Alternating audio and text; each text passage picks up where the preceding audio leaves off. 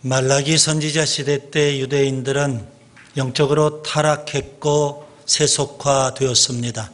신앙적으로 아주 게으르고 나태했고요. 안일한 신앙에 빠져 있었습니다. 요한계시록 3장의 라오디게아 교회와 흡사합니다. 뜨겁지도 아니하고 차지도 아니하고 아주 미지근한 그런 신앙이었습니다. 그래서 주님께서는 라오디게아 교회를 토해버리겠다 그렇게 말씀하실 정도였는데요. 말라기 선지자 시대 때 유대인들도 동일했습니다. 그래서 말라기 1장 1절에 보면 하나님께서는 말라기 선지자를 통해서 경고의 말씀을 주시는 겁니다. 미지근한 신앙, 세속적인 신앙, 타성해졌고 안일에 빠진 신앙, 하나님께서 심판하시겠다는 경고의 말씀이었습니다. 자, 그들의 세속화된 신앙의 세 가지 단면을 우리가 말라기 1장에서 살펴볼 수 있습니다. 첫째, 그들은 하나님의 사랑을 의심했습니다. 하나님을 신뢰하지 못했던 겁니다. 하나님은 어떤 분이실까요? 아버지 되시는 하나님이십니다. 하나님께서는 심지어 주권적으로 야곱은 사랑했고 에서는 미워했다 이렇게까지 말씀하시는데도 불구하고 유대인들은 그 아버지 되신 하나님의 사랑을 의심하고 하나님을 신뢰하지 못했던 겁니다.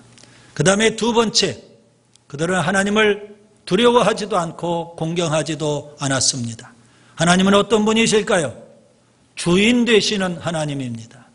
그렇다면 마땅히 유대인들은 종이기 때문에 정직의 정신을 갖고 주인의 것으로 주인을 잘 공경하고 섬겨야 마땅할 겁니다. 그런데 그들은 총독보다도 더 형편없이 아버지 되시는 하나님, 주인 되시는 하나님을 섬기지 않았고요, 또 섬기려고 겨우 했던 겁니다. 그래서 하나님께서 화가 나신 겁니다. 그 다음에 세 번째, 그들은 하나님을 예배하면서 번거로워했습니다. 아주 귀찮아했다는 말씀입니다. 예배드리는 것을 귀찮게 여겼어요. 하나님은 어떤 분이실까요? 큰 임금 되시는 하나님, 만왕의 왕 되신 하나님입니다.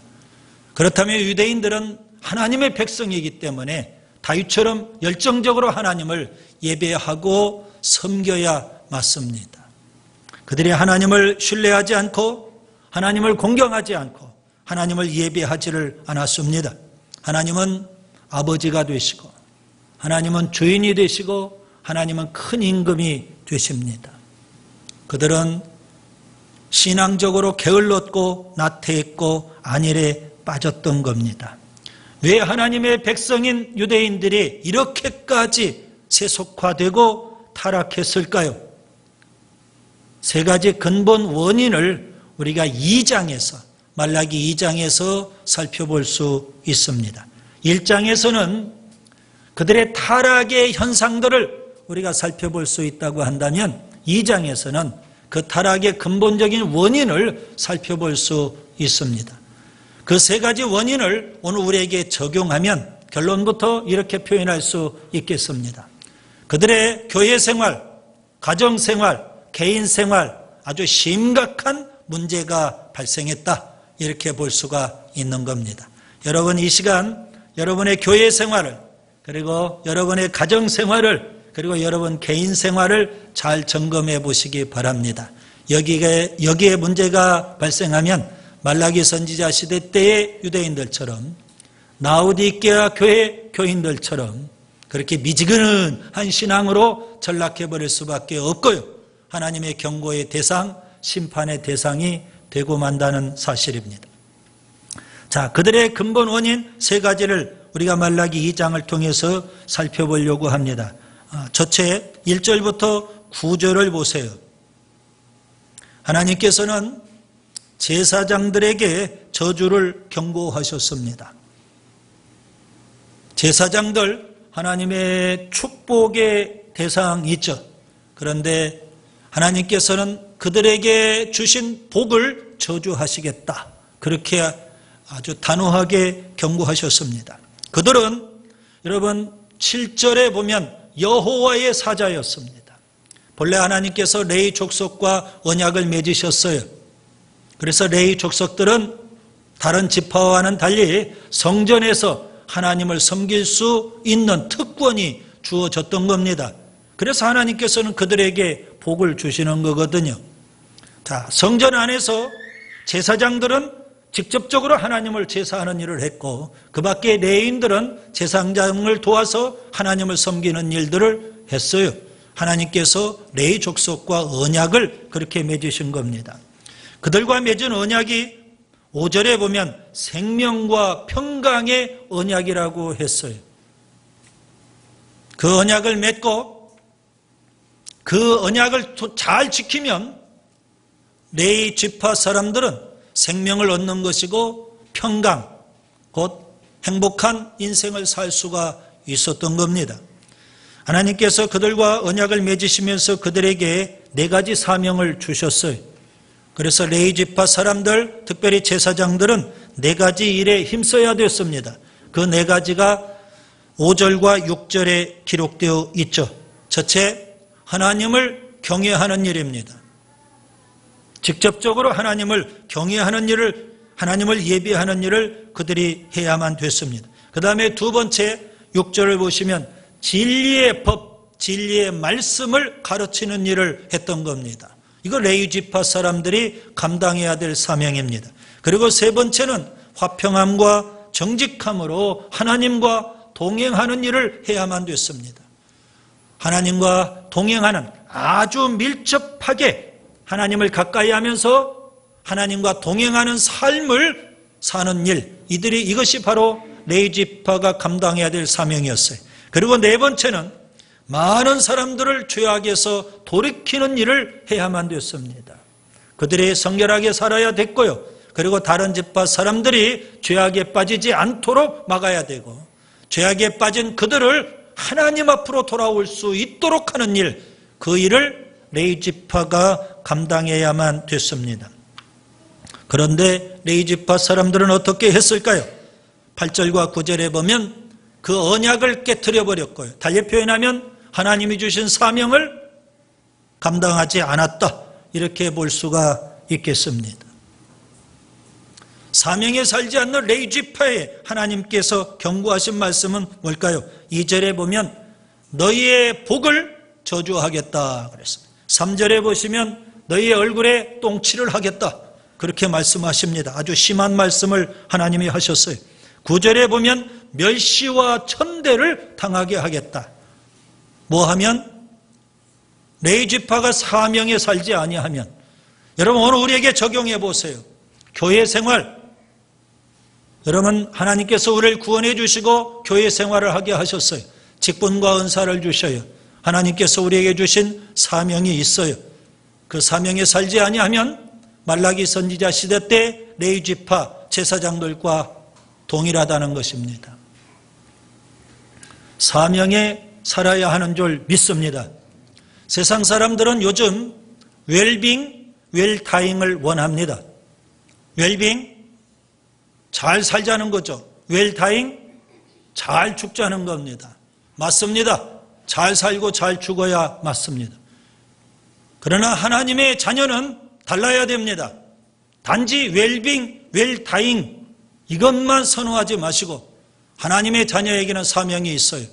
사명을 발견하고 사명으로 무장하고 하나님의 자녀라면 사명에 살고 사명에 죽어야 하는 줄 믿습니다. 세상 사람처럼 웰빙, 웰다잉이 아니라 우리는 사명에 살고 사명에 죽어야 한다는 사실입니다.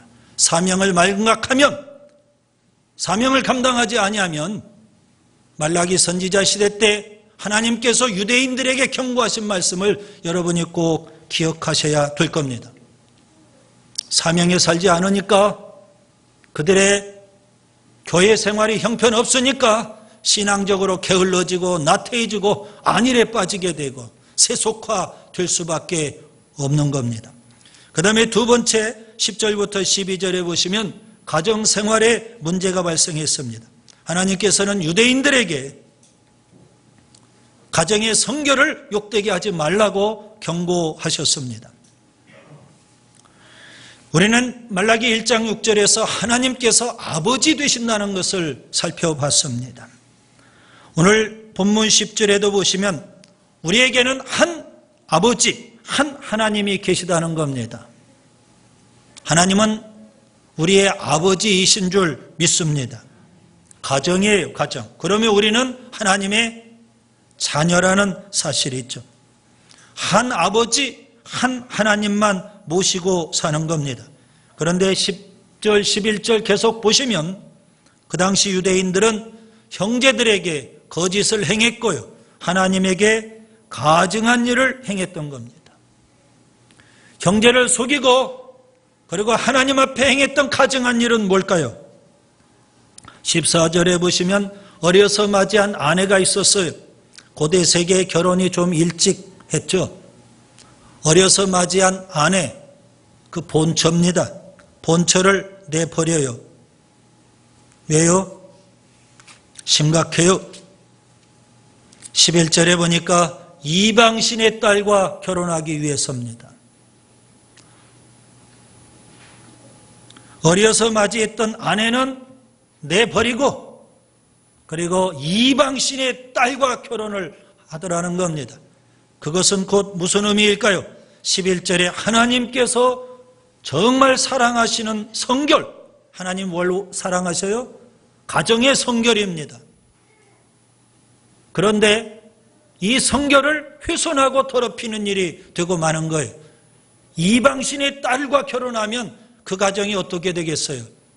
이방의 우상들이 들어오게 되고 다 우상을 섬기고 하나님을 도외시하고 말 거예요.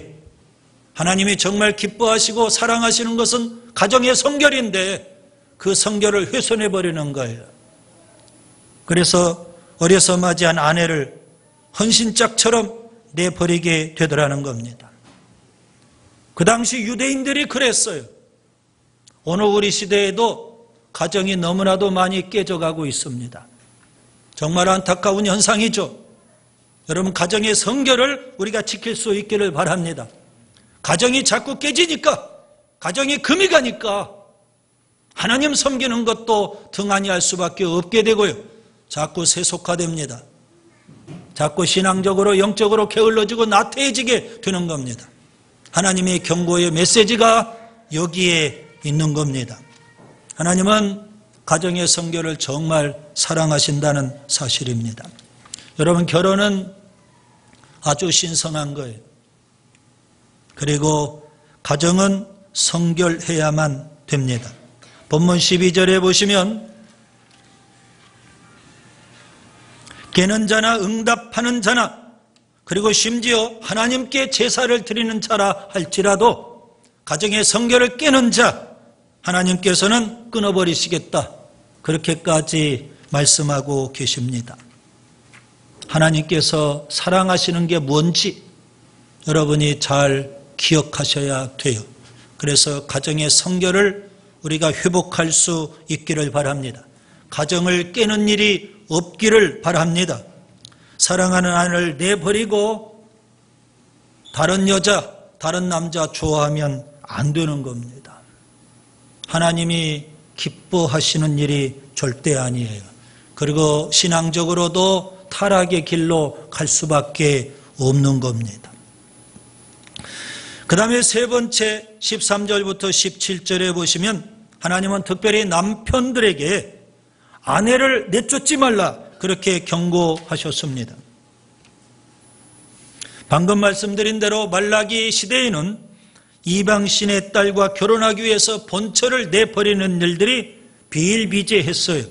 16절에 보시면 이스라엘 하나님 여호와가 이르노니 나는 이혼하는 것과 옷으로 학대를 가리는 자를 미워하노라 그랬어요. 자, 여기 옷으로 학대를 가리는 자를 미워한다. 옷으로 학대를 가린다는 게 무슨 의미일까요? 두 가지 의미로 해석을 해보겠습니다. 옷으로 학대를 가린대요. 옷을 입듯이 아내, 아내를 학대하는 일을 밥 먹듯이 한다, 그런 의미입니다. 그런 가정들이 너무 많다, 하나님께서 그렇게 지금 말씀하고 계세요. 그리고 또 하나는 옷으로 학대를 가린다 그랬어요. 아내를 학대해요. 왜요? 쫓아내기 위해서. 그리고 이방신의 딸과 결혼하기 위해서 아내를 자꾸 학대합니다. 나가라는 거예요. 그러면서 그 학대한 것을 옷으로 가리듯 하나님 앞에 자꾸 숨기려고 한다는 거예요.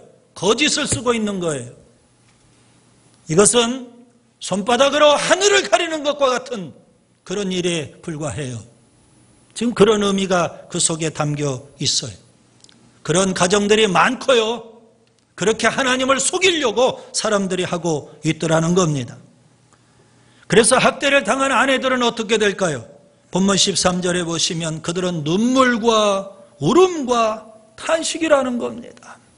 남편으로부터 학대를 당하고 쫓겨날 위기에 놓이게 됐어요. 왜 아내를 학대하면 안 될까요? 왜 아내를 버리면 안 될까요? 세 가지 이유가 있습니다. 본문 14절과 15절에 보시면 결혼에 대해서 아주 소중한 진리 세 가지를 하나님께서 말씀해 주십니다. 첫째 14절에 보면 하나님 앞에서 서약을 하고 맞이한 아내예요.